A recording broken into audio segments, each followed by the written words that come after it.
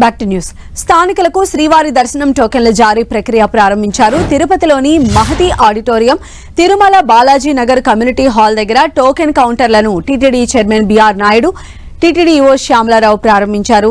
Mahathi auditorium ప్రాంగణంలో 7 కేంద్రాలను ఏర్పాటు చేశారు. 2500 టోకెన్లను తిరుపతిలో, మరో 500 టోకెన్లు తిరుమలలో జారీ చేసినట్లు అధికారులు తెలిపారు. తిరుపతితో పాటు చంద్రగిరి, రేణిగుంట, తిరుపతి రూరల్ ప్రాంతాల్లోని స్థానికులకు టోకెన్లు ఇస్తున్నారు. టోకెన్లు పొందిన భక్తులకు రేపు శ్రీవారి దర్శనం కల్పించనున్నారు. ఈ టోకెన్ల జారీకి సంబంధించిన మరింత సమాచారం మా ప్రతినిధి శ్రీనివాస్ మనకు అందిస్తారు. శ్రీనివాస్, తిరుమల తిరుపతిలో ఉండే స్థానికుల కోసం మంగళవారం దర్శనం కోసం ఈరోజు తిరుమల తిరుపతి దేవస్థానం తిరుపతిలో టోకన్ల ప్రక్రియని ప్రారంభించింది. వేకువజామునే ఉదయం 5 గంటల నుంచి కూడా తిరుపతిలోని మహతి ఆడిటోరియము, అదేవిధంగా తిరుమలలోని బాలాజీ నగర్ కమ్యూనిటీ హాల్ వద్ద ఈ టోకన్ల జారీ ప్రక్రియని ప్రారంభించారు. మనం విజువల్స్లో చూడొచ్చు. ఇక్కడ 2500 టికెట్లు తిరుపతి వాసుల కోసమని ఉంచారు. అయితే ఇక్కడ ఉన్న పరిస్థితిని చూసినట్లయితే ఉదయం నుంచి కూడా 2500 మంది భారీగా టోకన్లు తీసుకోవడం జరిగింది. అంటే చివరి దశకి చేరుకుందని చెప్పుకోవచ్చు. దాదాపు ఇప్పుడు 100 టికెట్లు మాత్రమే మిగిలి ఉన్న పరిస్థితి. తిరుమల తిరుపతి వాసులు గతంలో మంగళవారం అనేది సాంప్రదాయంగా అదేవిధంగా దర్శనం చేసుకునే విధానం అయితే ఉండేది.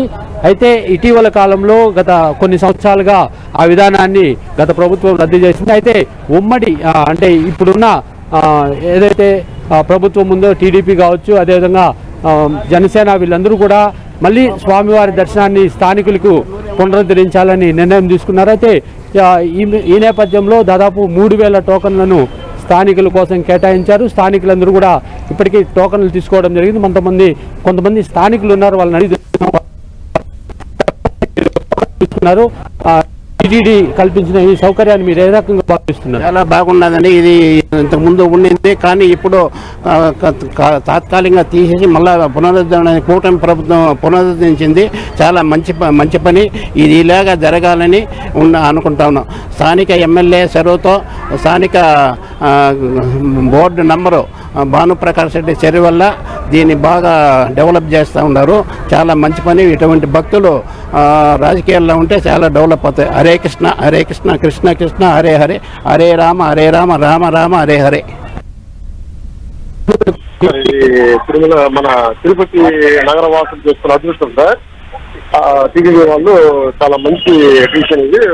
5 years బ్యాక్ చెప్తా ఉన్నారు కానీ చేయలేదు. ఇప్పుడు దీన్ని అమలు చాలా తిరుపతి వాసులకి గొప్ప అవకాశము. దీన్ని అందరూ సద్వినియోగం చేసుకోవాలని కోరుకుంటున్నాను సార్. నమో వెంకటేష్. గతంలో కోరుకుంటున్నాను సార్. నమో వెంకటేష్.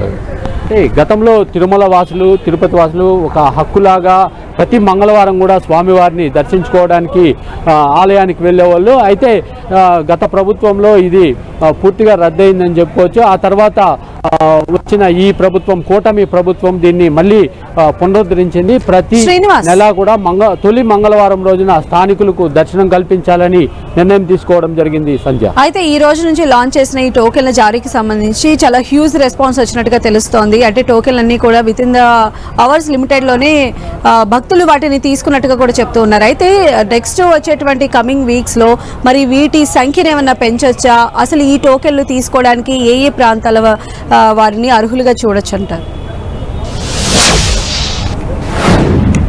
అంటే తిరుమల తిరుపతిలో ప్రధానంగా ఈ టోకన్లను జారీ చేస్తారు స్థానికులకు.